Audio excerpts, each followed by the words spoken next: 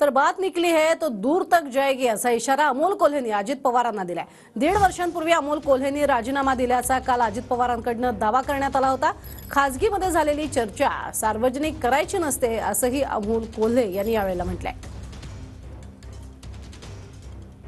ज्यातल्या एका खासदारांनी जर 5 वर्ष मतदारसंघात लक्ष दिलं असतं तर खूप बरं झालं असतं। त्यातला एक खासदार 1-1.5 वर्षापूर्वी माझ्याकडे आलेला होता मला राजीनामा द्यायचा। त्या खासदाराला उमेदवारी मी दिलेली आहे। त्या खासदाराला निवडून आणण्याच्या करता जीवाचं रान मी आणि दिलीप वळसे पाटलांनी केलेलं आहे। त्यांना खासगीत असं बोलवा आम्हाला समोरासमोर।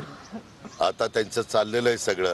तुम्ही राजीनामा द्यायला गेलते का? काय कारण होती राजीनामा देण्याची? हे बघा, ते असं म्हणतात ना, बात निकली आहे तो दूर तक जाएगी, आणि त्यामुळे ती बात निकली आहे तो दूर तक जाएगी। तर ती मला अजूनही मी या संदर्भामध्ये त्यांच्या ज्येष्ठतेचा, त्यांच्या नेतृत्वाचा, या सगळ्याचा मी 100% कायमच आदर करत आलेलो, आणि त्यामुळे त्याविषयी मला भाष्य करणं उचित वाटत नाही। खाजगीत जी चर्चा होते ही सार्वजनिक करायची नसते हा एक संकेत आहे।